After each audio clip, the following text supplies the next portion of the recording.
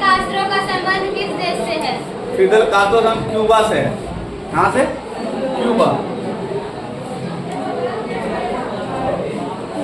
फिदल कास्ट्रो का संबंध कहाँ से है? क्यूबा से। वहाँ का उसको तानाशाह कहा जाता था।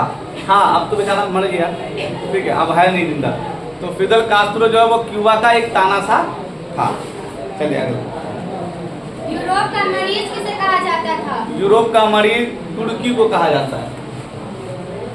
उसको कहा जाता था तुर्की को। यूरोप का मरीज कौन कहलाता है? तुर्की। तुर्की। अभी भी कह लोग कह देता है, लेकिन था, है नहीं, अब तो बड़ा डेवलप हो गया। चलिए अगला। क्षेत्रफल की दृष्टि से विश्व का सबसे बड़ा देश कौन सा है? रूस। क्षेत्रफल की दृष्टि से सबसे बड़ा देश कौन सा है? रूस है। यानी रूस को क्षेत्रफल की दृष्टि से दुनिया का सबसे बड़ा देश माना जाता है। क्लियर? चलिए नेक्स्ट। भारत में नई आर्थिक नीति कब लागू हुई? 1991 में। भारत में नई आर्थिक नीति कब लागू हुई? 1991 में। भारत की स्थिति बड़ी जब खराब हो गई थी, 1991 में क्या किया गया था? नई आर्थिक नीति लागू की गई थी। क्लियर है? चलिए नहीं। तुम मुझे खून दो, मैं तुम्हें आजादी दूंगा, किसने कहा था? हाँ, ये नारा था, ठीक है। तुम मुझे खून दो, मैं तुम्हें आजादी दूंगा। आज़ादी दूंगा। ऐसा कहने वाले व्यक्ति का नाम था सुभाष चंद्र बोस। क्या नाम है? सुभाष चंद्र बोस। भारत के फ्रीडम फाइटर थे, देश की आज़ादी के लिए लड़ाई लड़ी। इन्होंने ही आज़ाद हिंद फौज की स्थापना किया था। कोई पूछे आज़ाद हिंद फौज की स्थापना किसने किया? तो सुभाष चंद्र बोस ने। इन्होंने ही अंग्रेजों के लिए कहा था कि तुम मुझे, अब भले हम तुम्हारे गुलाम हैं, मतलब तुम बनाए हुए हो ना देश को, लेकिन अब तुमको आज़ादी हमसे लेनी पड़ेगी। मतलब तुम मुझे खून दो, मैं तुम्हें आज़ादी दूंगा। गरम दल के नेता थे। नेक्स्ट बोलो।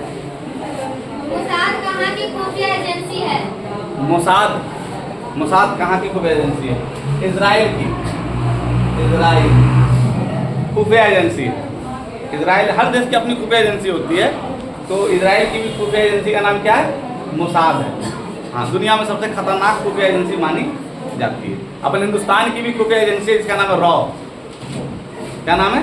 रॉ। हर देश का होता है, अपने देश का भी है, जिसका नाम है रॉ। ठीक है, चलिए अगला बोलिए। यमन की राजधानी कहाँ है? यमन की राजधानी कहाँ है? यमन की राजधानी सना।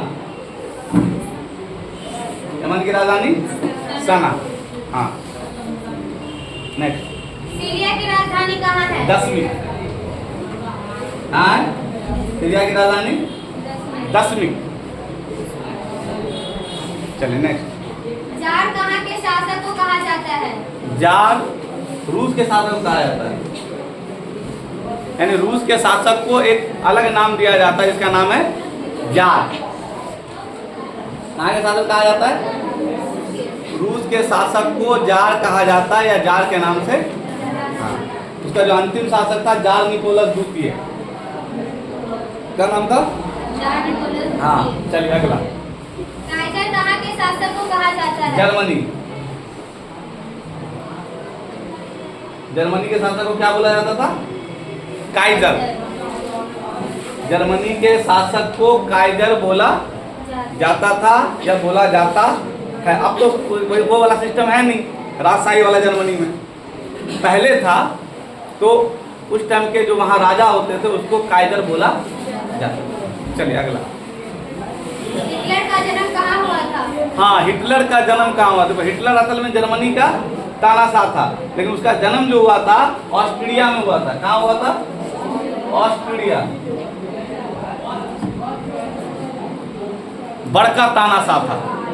और याद रखिए, जब भी कोई तानाशाही करता है तो उसकी सल्तनत तो जाती ही जाती है, उसके साथ जो घटना घटती हुई बड़ी दर्दनाक घटती है। हिटलर के साथ भी ऐसी ही घटना घटी, जो पहले बता चुके हैं। ठीक है, ये हिटलर जर्मनी का तानाशाह था। और कभी भी याद रखिए, तानाशाही लंबे वक्त तक नहीं चलती है।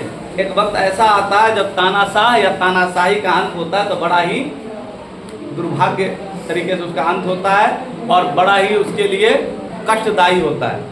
किसी भी तरीके का तानाशाही, अगर आप सरकार में हैं तो सरकार का काम ही होता है जनता की भलाई करना, सभी जनता को एक साथ लेकर के चलना। इसने क्या किया हिटलर ने, अपने जर्मनी के ही जो निवासी थे यहूदी धर्म के मानने वाले, उसके साथ इतना भयानक कृत्य किया, कहा जाता है कि 60 लाख यहूदी को मरवा दिया अकेले हिटलर। 60 लाख यहूदी को बड़ी बेदर्दी से मारा, जिसको हम होलोकास्ट के नाम से जानते हैं। किस नाम से जानते हैं? होलोकास्ट। यानी होलोकास्ट किसके द्वारा किया गया? हिटलर के द्वारा किया गया। किसके साथ किया गया? यहूदियों के साथ, जबकि यहूदी वहीं का निवासी था। तो हिटलर का भी अंत हुआ 1945 द्वितीय विश्व युद्ध। क्या हो गया? मतलब उसके मरने के साथ ही खत्म हो गया। रशियन सेना जब पहुंच गई तो हिटलर मारा गया। कभी भी तानाशाही का जो भी तानाशाह होगा उसकी मौत दर्दनाक ही होती है और वो इतिहास में दर्ज हो जाता है। आज जितने भी लोग हैं हिटलर के बारे में जब भी पढ़ते हैं तो उसको तानाशाही कहते हैं, क्योंकि उसने क्या किया, जर्मन में अत्याचार मचाया और उसके बाद जब ताकत मिली उसको द्वितीय विश्व युद्ध के समय तो दूसरे देशों पर कब्जा करना चाहा। बाद में फिर इसकी हासिल देख लीजिए कैसा हो, जो आज पूरे इतिहास में उसके नाम का चैप्टर है ना, जर्मनी में है ना। जर्मनी, जब ये जर्मनी चैप्टर पढ़ेंगे जर्मनी के बारे में, हिटलर को पढ़ना ही पड़ेगा। लेकिन पढ़ेंगे तो क्या पढ़ेंगे? तो वो एक बड़ा ही मतलब उसको बोल दीजिए कि डरावना तानाशाह था। यानी जो यहूदियों को, इजराइल को जो मारा है, बड़ी बेदर्द तरीके से मारा है। हालांकि उस पर इल्जाम लगा के मारा कि ये देश के लिए देशद्रोह का काम किया, ठीक है। और उसको क्या किया, बेदर्दी से कभी किसी को ट्रेन में बंद कर दिया, पूरे ट्रेन का डिब्बा में आग लगा दी, किसी जिंदा जमीन में गाड़ दिया, रूम में बंद करके जहरीली गैस छोड़ दिया। इस तरह से करते करते 60 लाख यहूदी को मारा गया, जिसको हम होलोकास्ट के नाम से जानते हैं। इसलिए दुनिया का अगर सबसे बड़ा हिटलर किसी सबसे बड़ा तानाशाह कहा जाता है तो हिटलर। आज भी देखो ना, कभी कभी साथी संगत में बड़ा हिटलर बनना, बड़ा हिटलर बनना मतलब क्या कि हिटलर मतलब इतना फेमस हो गया तानाशाही में कि अगर कोई नॉर्मल आदमी भी ताना मतलब थोड़ा सा कुछ आपके मिजाज के खिलाफ करता है तब उसको तो हिटलर बनते हो। मतलब क्या है, तो सब हिटलर छोड़ा देंगे। मतलब हिटलर का भी अंत हुआ था और जो जो हिटलर बनने की कोशिश करेगा उसका भी अंत होगा, फिक्स है कि होगा। चलिए नेक्स्ट बोलिए। मुसोलिनी कौन था? ये भी एक प्रकार का तानाशाह था। मुसोलिनी कौन था? तानाशाह था। ये कहाँ का था? इटली का। ये इटली का तानाशाह था। अच्छा, इसकी मौत और दर्दनाक हुई। मुसोलिनी इटली का तानाशाह था। कहाँ का तानाशाह था? इटली का तानाशाह था। और इसकी मौत तो ये हुई कि जिस जनता, इटली की जनता पर ये तानाशाही करता था, वहीं की जनता ने इसको क्या किया, फांसी पर टांग दिया। मतलब सोचो, कुछ महीने पहले, कुछ दिन पहले जिस जनता पर यह शासन कर रहा था इटली के, उसी इटली की जनता ने इसको फांसी पर टांग दिया। इसकी तानाशाही से आजिज होकर, इसके तानाशाही से परेशान होकर के, क्योंकि ये बहुत बड़ा तानाशाह था। कहते हैं हिटलर में और मुसोलिनी में 19-20 का फर्क था। हिटलर अपने आप को बहुत बड़ा समझता था, मुसोलिनी अपने आप को बहुत बड़ा समझता था, लेकिन दोनों में जो फर्क था वो 19-20 का ही था। नेक्स्ट, भारत ने पहला चंद्रयान मिशन किस वर्ष भेजा था? 2008 में। भारत ने पहला चंद्रयान मिशन कब भेजा था? 2008 में। चलो आगे। भूस्खलन किस प्रकार की आपदा है? प्राकृतिक आपदा। भूस्खलन किस प्रकार की आपदा है? प्राकृतिक आपदा है। प्राकृतिक आपदा। अगला, बारडोली आंदोलन के नेता कौन थे? बारडोली आंदोलन के नेता सरदार पटेल थे। सरदार वल्लभ